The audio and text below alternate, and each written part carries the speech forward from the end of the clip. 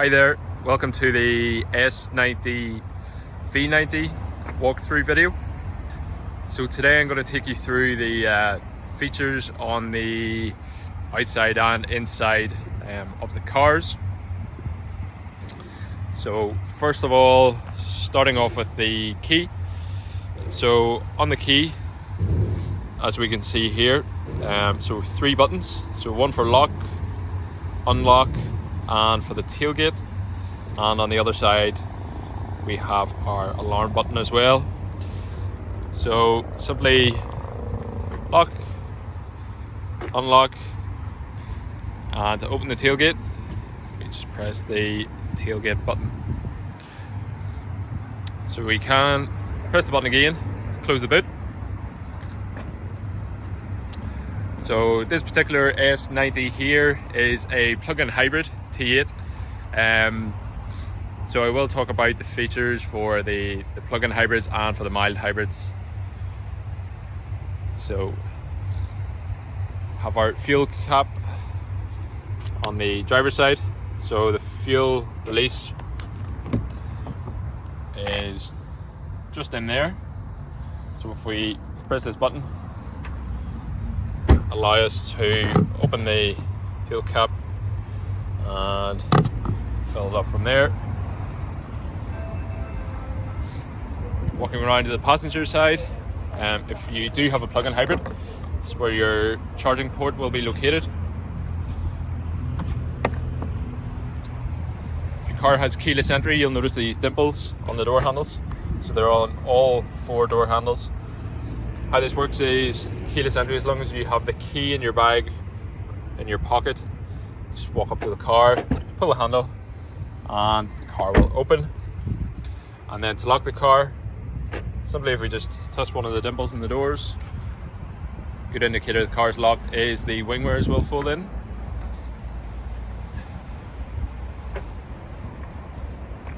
So I'm going to jump in the driver's seat now and talk you through the controls.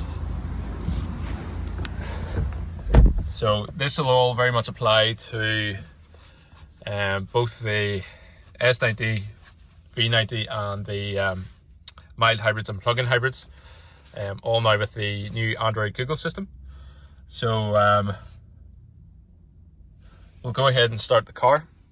So foot on the brake, one turn to the right, and the ignition should come on. So from here we can see our digital driver's display, the integrated Google Maps, and our 9-inch display screen in the center console.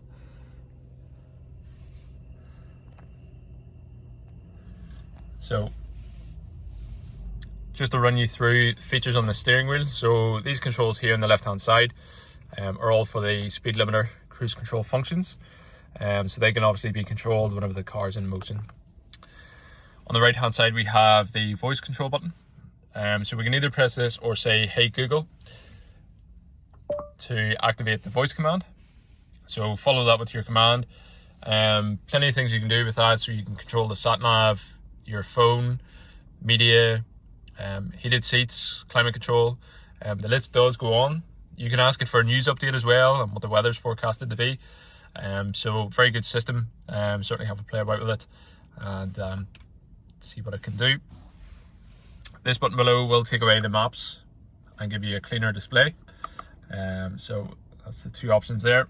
And then these buttons here will control the media. So volume up and down. We can change track or radio station left and right. Press the button in the middle and it will bring up the on-screen trip computer. And we can see here the odometer, which is down on the right hand side there. So go ahead and close out of that. So on the left hand side we have our light controls for the car. So we do have an automatic setting. However, we can put the headlights on manually, the daytime running lights, and turn them off completely. Auto high beam assist. So you just twist that up once and you'll see the icon come up on the screen to indicate that's activated. So if you have fog lights, just a case of clicking these buttons here and then you'll see the icon come up on the screen there. Indicators left and right, full beams, and on the end we have a reset button for the trip computer. Wipers on the right hand side, so wipers for the front to turn the sensor on, and we'll see the symbol come up here. Just click that, change the sensitivity of the wipers, and we can put them on manually and press it down once to clear it once. And then if you have a V90, you'll have a rocker switch on the end of this, so you have two different settings. So for the rear wiper, and for the washer, just pull towards you for the front and away for the rear, and it's as simple as that. So just to touch on the digital driver's display, so we have our speedometer on the left hand side, we have our speed sign assist. So essentially what this will do, the radar detection in the car will pick up speed signs in the road and display them here. Light indicator, lane keeping assist for temperature, seat belt indicator, parking brake, so on. We can see also what gear we're in, so we're in park at the moment. We go into reverse, we can see there our camera will come up, so whether you have a reversing camera or a 360-degree camera. So we'll go ahead and put that back in the park. And then fuel gauge and battery gauge down the bottom. So battery gauge will only apply if you have a plug-in hybrid. And then on the right hand side here, just to talk about this indicator, so really just for the plug-in hybrid users. So you'll see there power and charge just here, and then this little needle.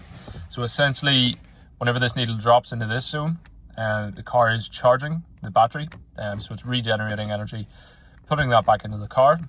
And then whenever the needle comes up, essentially it's consuming power, and it's going to drain the battery.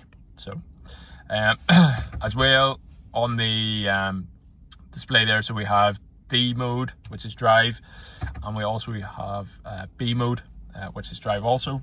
However, this is the one pedal drive feature. So this is where we'll use the electric motor as resistance to brake the car. So in turn, it's going to regenerate more energy and put that back into the battery. So definitely recommended to drive in B mode for the plug-in hybrids, especially if you're coming down hills and things like that. That's where it's going to regenerate the most energy. And as well, whenever you feel it, sort of your foot will come off the accelerator, you'll feel the resistance and the car slowing a lot more than normal. And yes, the brake lights do come on, a question we get asked quite frequently. So the cars behind you are aware that the car is slowing. So moving on just to the driver's side door. So if you have the memory seats for the driver, you'll see these buttons here. So to save a setting, just hit M and then one of the numbers, and you have to do it quite quickly. So as long as you hear the tone to confirm it, then you're good to go. So it means that every time you get into the car, you can press the button and bring your seat back to the position. Down here we have the wing mirror controls, so they can change them about, select the mirror and use the toggle. Window controls, and then child lock for the rear windows. Also we have the tailgate release button here, and the button so the wheel to dim the lighting in the cabin.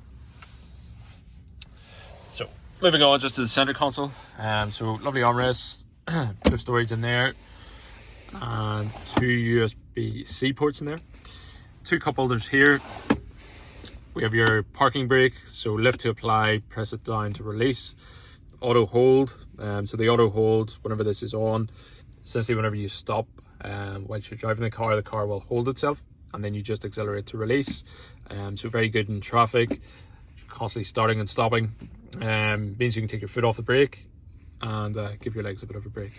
So gear selector, no buttons, so simply just back and forth. If we put it in the B, or if you're in a mild hybrid, if we put it in the M, we can then we can actually go up and down the gears in the car. So it's a manual setting for the gearbox, and we simply just move the gearbox left and right by doing that. So media controls here, so volume up and down, play, pause, and then we can change track or radio station left and right there. Climate controls, so for the front windscreen, if you have a heated front windscreen, just press the button once, press it again to turn on the climate control for the windscreen, and press it a third time to turn it off completely. And then we have our heated rear windscreen there as well. Hazard lights on the far right. So just to touch on the center console display here, so we have our Google Maps up at the top. It's a very good system to have now. So what we can do is, especially for the plug-in hybrid drivers, we can find charging stations. It'll tell us if they're compatible with this car, if they're in use, if they're out of service, and so on. So very good system. Here we have media. We can download further apps as well. We have Apple CarPlay. Android Auto will be coming hopefully at the end of 2022, possibly into 23, but it's not too long away now. Down the bottom here we have the voice control, and then we have car status here. So this will give us oil, tire pressure monitor, and service information. Down the bottom left here we have all the further apps, so we can sign into the Play Store with a Google account. Great thing about this is if you already have a Google account, it links everything to it. We have the likes of Spotify, Google Playbooks, TuneIn Radio, YouTube Music, so plenty of apps to play about with. And then down the bottom right we have the settings. So driving, more importantly, for the plug-in hybrid. This car in particular has the Polestar upgrade, so that is where the power drive mode would be, which will enhance performance, throttle response, and things like that. We have pure mode. So pure mode is your purest form of electric driving in a plug-in hybrid, and essentially the only time the engine will kick in is if you exceed, I think it's roughly in around 80 miles an hour, or if the car isn't getting enough, it's not getting enough torque from the electric motor, the engine will kick in at that point. We also have constant all-wheel drive. Let's distribute power to all four wheels when constant traction is needed. Standard mode is hybrid, so this is where car will optimize everything for efficiency for all types of driving. So every time you get in and start the car up, it will go into hybrid mode. You have to change it each time you turn the car on and turn the car off. Battery usage, so auto, car will decide what to do. Hold the charge, the car will hold that charge. So if you have a full battery, if you're driving on the motorway, you're going to consume less fuel, but then if you're driving, you know you're going to hit traffic. What you can then do is take that off and then use the battery. You can put it in pure mode, sort of get the most out of it, because whenever you're sitting in traffic, that's when you're going to consume the most fuel. It's very economic, or it's not very economical, so using the battery in a sort of start-stop situation is recommended. Charge is where the car will charge the put energy back into the battery, so you can actually accumulate some charge, which is quite good as well. Here we have settings for our cruise control, pilot assist, steering assist, lane keeping aid, ready to drive notification. We can also firm up the steering as well. So sound settings, so these will vary depending what sound system you have in the car. There's connectivity there for Wi-Fi, Bluetooth, and so on. Controls, so we can adjust the rear sun curtain in this car. So you can see there, sun curtain comes up. So it's just in the S90. So we can fold the headrests, tilt the mirrors when reversing, auto dimming mirrors are on, auto lock while driving. So definitely worthwhile playing about with the settings, tailoring them to your liking, because they're going to be different for everybody. We can swipe down from the top here as well, and we can have different profiles set up for the car depending on who's driving it. So one last thing to touch on just up here, so you notice your on call button. So if you ever break down, you can get put through directly to Volvo, and they'll be able to assist you from there. And in the event of an emergency, we can press the SOS button if we can't get to our phone. So there we go. So hopefully you find this very helpful, and thank you for taking the time to watch this video. Thank you.